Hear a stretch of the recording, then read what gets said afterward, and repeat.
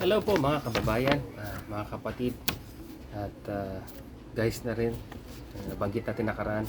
So ang topic natin ngayong February 22, 2024 ay ito pong commandment ni God, no, regarding po dun sa pag-worship po ng mga idols. Okay?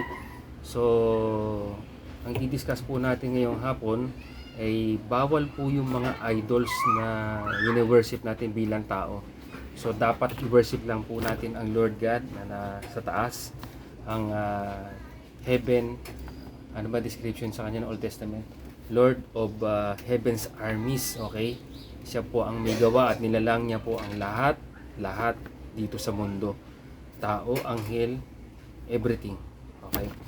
So i-share ko po sa inyo, muna tayo sa New Testament, this Matthew chapter 4 verse 8 to 10. Okay, so basahin ko po sa inyo to Matthew chapter 4 verse 8 to 10. So ito po yon, sabi dito. Then Jesus said to him, "Away with you, Satan, for it is written, you shall worship the Lord your God, and Him only you shall serve." So yan lang po ang si-serve nyo, si God lang po, no?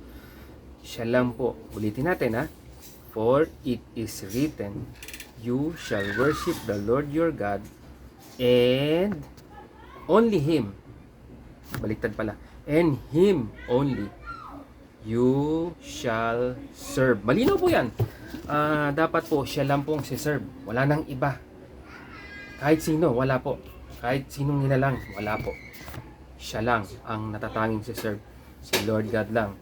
So, ang God po natin is the God the Father, the Son, which is Jesus, and Holy Spirit. Sila lang po. Siya lang po. Ang God naman po natin, isa lang naman, no? So, let us worship God alone. Okay? Ang mahirap po kasi sa atin bilang tao, nahirapan tayong mag-worship, iniisip natin, kailangan natin ng mga objects, kailangan natin ng mga ibang mediators, kailangan natin ng mga ibang mga kung ano-ano pa para makapag-pray. Hindi po. Diretso po tayong humingi sa Kanya, mag-pray sa Kanya, mag-worship sa Kanya. Huwag na po tayong magpabataan kung saan-saan, no? Kung kani-kanino.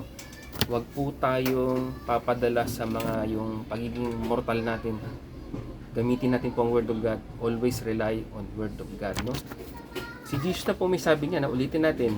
Then Jesus said to him, "Away with you, Satan, for it is written, you shall worship the Lord your God, and Him only you shall serve." Okay, punta tayo sa Old Testament. So guys, ang ginagamit ko palang Bible Christian Community Bible. Kung makikita nyo, ewan ko lang, Catholic Pastoral Edition. So punta po tayo sa Old Testament, sa Exodus 20 chapter 20. So basahin ko po sa inyo ito God spoke all these words. He said, "I am Yahweh, your God, who brought you out of the land of Egypt, out of the house of slavery."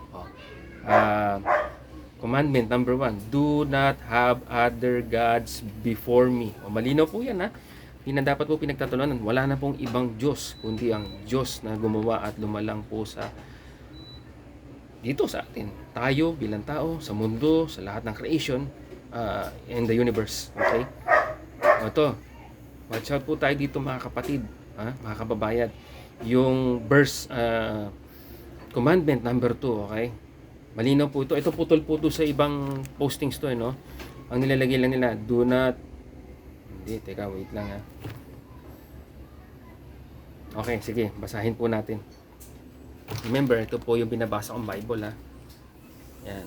Christian Community Bible, Catholic Pastoral Edition. So, dito po yung isa, yung commandment number 2. Do not, wait lang po mga kapatid, Tagal ko na din nabasa ito.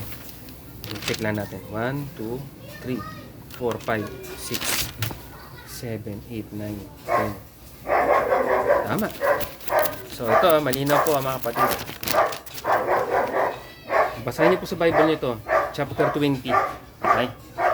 Chapter 20, verse 20. Chapter 20 ng Exodus. Do not make yourselves a carved image, no? Do not make yourselves a carved image or any likeness of anything. Any likeness, walang katulad. Anything in heaven, or on earth, or on the earth beneath, ha? Or in the waters under the earth. Okay? Malinaw po yan. You shall not bow to them or serve them. Okay? For I, Yahweh your God, am a jealous God. Oh, yun ha. Sabi ni Lord God, for I, Yahweh your God, am a jealous God. For the sin of the fathers, when they rebel against me, I punish the sons, the grandsons, and the great-grandsons. But I show steadfast love until the 1,000th generation for those who love me and keep my commandments. Grabe, yung nagmamahal sa Lord, no? Bibigay siya ng pagmamahal sa 1,000th generations. Ang dami nun, 1,000th generation. Hindi ko na ma-imagine kung anong 1,000th generations. No? Pero yung mga rebelde, pinaparusahan, no? Pati anak, pati apo, at apo ng apo. Grabe. So ulitin natin, mga kapatid, for emphasis, no? Do not make yourselves a carven image. Yung mga inukit na mga imahe, ha? Or any likeness, yung mga kahalintulad nun. Mga anything in heaven, kung ano man bagay na sa kalangitan, dito sa lupa, earth beneath, or in the waters under the earth. So nasa ilalim ng tubig, ha? You shall not bow to them. Huwag ka daw yuyukod, huwag ka daw luluhod sa mga yan, or paglingkuran ang mga yan. Okay? Dahil si Yahweh, for I, Yahweh your God, siloso po siya. I am a jealous God. Okay? So malino na malino po mga kapatid. Huwag na po tayong mag-worship sa mga imahe. Sorry po mga kapatid, pasintabi po sa mga kanya-kanya nga po daw tayong paniniwala at respetuhan lang. Pero ito po, Word of God. Ito po ay salita ng Diyos. So, pinipreach po natin yung mismong Word of God. Wala po tayong ibig sabihin dito, kundi pinipreach lang natin kung ano po yung nasa Bible. So, sabi po ni Lord God, siya po ay jealous God at huwag kang yuyukot. Huwag niyong pagsisilbihan ang mga imaheng ito na, yun nga, anything, do not make yourselves a carved image, yung mga inukit ng kamay, di ba? Bato, kahoy, kung ano pa man yan, mga kababayan. So, pakiusap po, no? Basahin niyo po yung Bible niyo. Basahin niyo po ang Bible ninyo. Nandito na po ang utos ng Lord God, no? Nandito na kanyang bilin. Huwag po tayong magtamad-tamaran, huwag tayong maging mangmang. Gamitin po natin ang Biblia para tumalino tayo, para ma-instill po sa atin ang bilin po ng Diyos, ang kanyang pinag-uutos sa atin. Basahin niyo po yung mga Biblia ninyo para hindi po tayo naloloko ng kung sino-sino, no? Yung mga kaibigan, mga church leaders, ayoko na mag-mention po, no? Basta yung mga sa simbahan, yung mga leader po natin, no? Para ma-check din natin sila kung tama po ang tinuturo sa atin bilang mga miyembro. Kasi paminsan yung mga leader po natin nagkakamali na rin, tao din po sila. So dapat suriin po natin, no?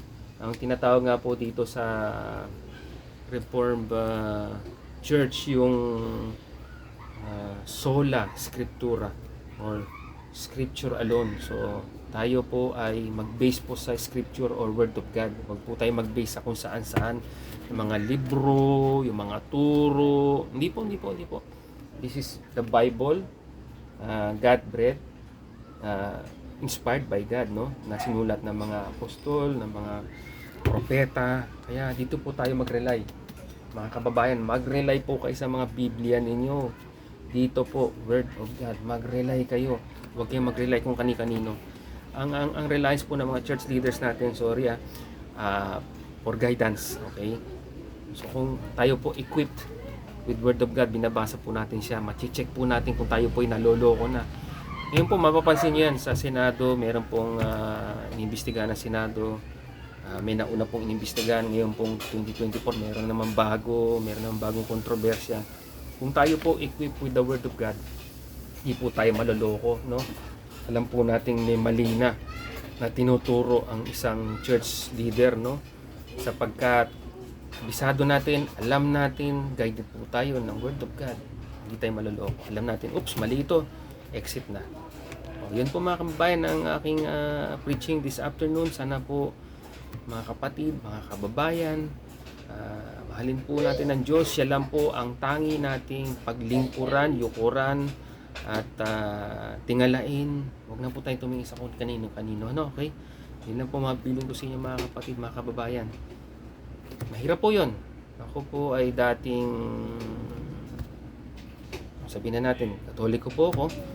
At ngayon ay born again Christian. So, mahirap po yung transition. Pero kapag inspired ka ni God, guided ka by the Holy Spirit, madali lang po yung mag-transition, no? Maalis nyo po lahat yung mga ganyang bagay-bagay, no? So, you have to pray to God. Bigyan kayo ng guidance, bigyan kayo ng clarity of mind, at i-guide niya kayo para maintindihan niyo po yung binabasa niyo yung Bible, no? Always pray to God and ask for His guidance. Okay, so yun na po ang ating topic this afternoon mga kababayan. I hope po may natutunan kayo sa ating preaching this afternoon. Yun lang po muna, and then di-discuss pa tayo na maraming pang topics later on. So, thank you for watching, and I hope peace be with you from our Lord Jesus Christ and God the Father who created everything in this world, no? Siya lang po ang i-worship natin palagi, pa kapatid. So, yun na po muna. Bye for now.